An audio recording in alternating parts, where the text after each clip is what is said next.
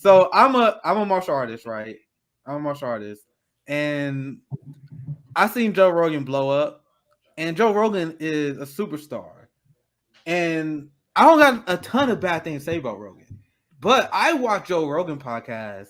I think when there was like 25, 26, like I'm talking about double digits, guys. I still remember he had an episode with Charlie Murphy on the show, Yep. and that was like in the early day. No one knew, like he obviously had a platform, but as a martial artist, I used to watch his shows. I remember he used to have Chael Sonnen on, Uriah Faber. He used to have all these martial artists on. And once again, come from a martial arts perspective, I used to love watching the martial art podcast. It was great, really, really great podcast, especially with the fight companions. They used to watch UFC and all this kind of stuff. Um, but as I watched the podcast, once again, I was a very, very early supporter. It was clear that Rogan is like an intellectual chameleon. Like, if he's talking to a far right wing Ben Shapiro type, that motherfucker will have a red MAGA hat on in 5 minutes. But meanwhile, he had a conversation with Dr. Cornel West. He would have Bernie Sanders on his show. He have Jimmy Dore, Kyle Kalinske, these people, and then he sound like a fucking socialist. Yep. So there's a point where I acknowledge, like, all right, I don't think this guy's a bad dude, but I think he's in it for the clicks. And I think he's in it for the game. And he won. It was an amazing game plan. When you get progressive people on, sound progressive. If you get right-wing people on, you sound right-wing. So that way you can build a cultivated audience. It's a great strategy. It's a great strategy. People can't pin what Rogan is on. And once again, I know who Rogan is because I always knew he was anti-establishment, right? But he's a shit lift. Like, if you actually dig and dive into his issues, his this is what they say, and I'll pass it to you guys. I know I'm ranting here because I'm gonna share the story here very soon. And this is something Rogan would say all the time back in the day. He would say stuff like, "Oh, I'm fiscally conservative but socially liberal." Mm-hmm. Like, this is shit libs say. Like, this stuff shit libs say. So my thing, I like Rogan for his martial art podcast. I don't listen now because it's super mainstream. It's not like a Joe Rogan diss or anything. I'm just telling you, this is where I stand. Like, I'm like, this is where I stand beforehand. I don't think he's a bad guy. I think a lot of people blow up about him. Props for him for supporting Bernie, that kind of stuff. But he got very shit-lib tendencies, and I know that very early on. But do you guys have anything you want to add before I actually share the story?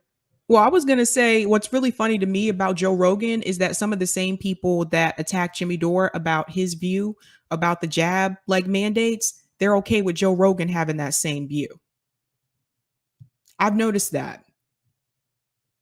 When you hear someone say they are fiscally conservative, socially liberal, you know that's them saying fuck poor people. That is what that means. That is the most spineless. That is the most spineless, gutless take. I side with the corporations, but I like the rainbow flags. I like all the performative shit. I like hashtag Black Lives. That's what that's. That's like the most spineless political taking you'll possibly have. And Rogan in his politics is exactly what happens when you have no class analysis. This is exactly what no class analysis does to a motherfucker. So why am I going hard on him? Now let's actually share the story here, because this is, and I am willing to admit there's a part of me thinking that Rogan is kind of trolling here. But I told you, I think he has shit-lib tendencies. So Rogan's case for Michelle Obama winning in the presidential race against Donald Trump. She's great.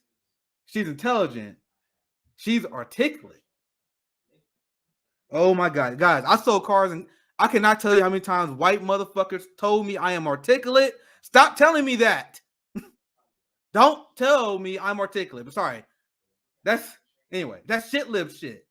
That's They that never, shit lib would do.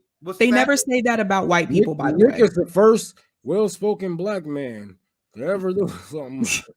And it's not conservatives that do that. It's shit libs, guys. Because I'm telling you, it's people that are they're nice, and it happened to me multiple times. And many black, especially customer service workers, will tell you the same.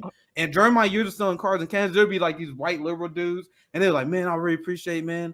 I'm gonna tell your manager you did a good job. You're very bright. You're very articulate." I'm like, "Whoa, what do you mean articulate? What do you expect? Do you expect me to be fucking yes, a master? You want to buy your car for me, sir? You want to buy a car for me, sir?" Hold on. You might as well also said, well, they dress themselves real nice, they shower, they're clean. Yeah. They's clean, sir. Like So what? Either that, he thought you was gonna be a hood nigga or something. And come on that bitch like, yo, buy a car for me, bro. You know, I got the wheels for the low. yeah, for real. I don't know what the fuck they expect. I'm telling you, I cannot count how many times. I even had my manager told me that. My manager is a great guy. Like I still got a lot of respect for this dude. And I'm just telling you, they just misled. Like their racial bias shows themselves on how they really think about black people. But I'll tell you, this guy, I'm not gonna say his name, but he was a great guy. I think he was a great guy. But I remember he was writing my report card and he was like, man, I think you're great, man. Like you very articulate. Like, I'm like, bro, are you serious right now? But one thing I think he meant well. I'm telling you, they show their bias that way. But James, what are you about to say now? And I want to get back to the tweet. I think that's a good mini segment though. Well, the second part. I'll be right back. Okay. The second part where you said that she's the wife of one of the greatest presidents in modern history. Oh yeah, let me pull the tweet back up. Yeah, so let me get through the rest of it. So what? Let me pull it up, James, and I'll get your thoughts because I didn't fin. Because I just cut myself out right here. But he says she's the wife of the best president we had in our lifetime. So, is 0 greater than 0? Bro, are you trying to get a cookie from black people? I don't know. Are you trying to get a cookie? Like, no, he wasn't. And so, why? You're trying to. I'm trying to see if I can get the full quote so I can see if I can.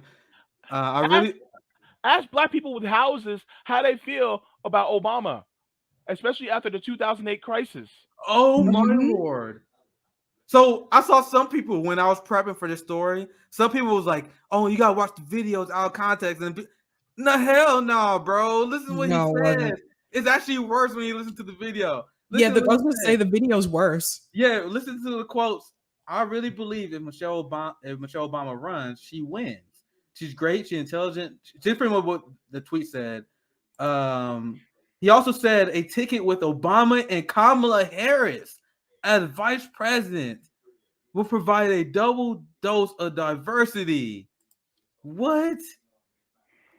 Rogan sounding woke as hell right now.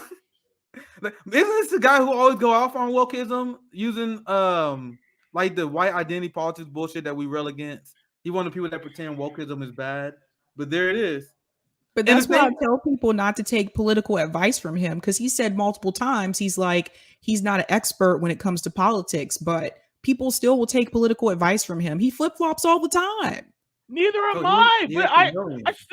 But I don't say bullshit like that. This is true. This is grifting right here. When motherfuckers say, I had to come back, I had to run downstairs, I'm gonna take care of stuff. But I hear this conversation. I want to say, nigga, this is real life grifting in your face right here, bro. Right here, going from the hottest thing to the hottest thing, whatever will make you money or get you some type of platform or clout or whatever the fuck it is. This, yeah. So look, Joe Rogan buys into the two-party fucking scam. And also, this could have been a headline as well. Rogan mused that former President Trump and Florida Governor Ron DeSantis will make a super team. So is Rogan a red-blue fucking shill now? Like, once again, I told you guys, I watched the early days of Joe Rogan. This dude sold out. I didn't see that part. I remember back.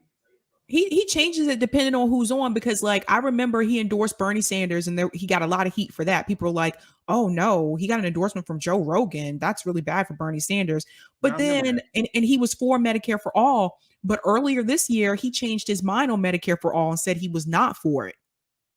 And this dude sold out, because I remember when he was like, I remember during like the Hillary Clinton Trump election, like, this shit is a joke, man. Both parties are a fucking scam.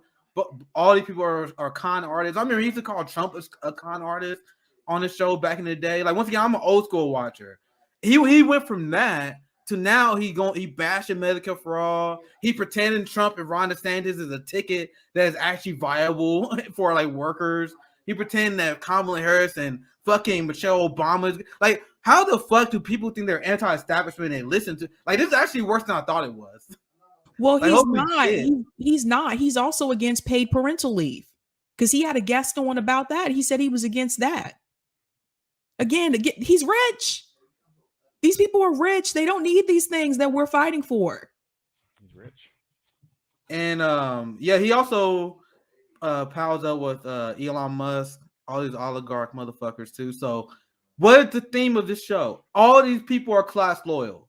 If you have a favorite celebrity, if you have a favorite rich motherfucker, kill that thought. I did it. I used to have people I used to look up to, like, man, that rich dude is cool. This fucking singer is great. This fucking first. These people are rich. I don't care about any celebrities now. I don't care what any of these motherfuckers say. I don't care about their life. Maybe I'm old. Maybe I'm grumpy. I don't get it. Why do people follow these people and think they're wise? Like, and once again, this is, I like his martial art podcast, and I say that up front, and that's why I preface this whole segment with all this shit, because I think Joe Rogan is good on some segments. Like when I hear him talk about psychedelics and marijuana, I love those conversations.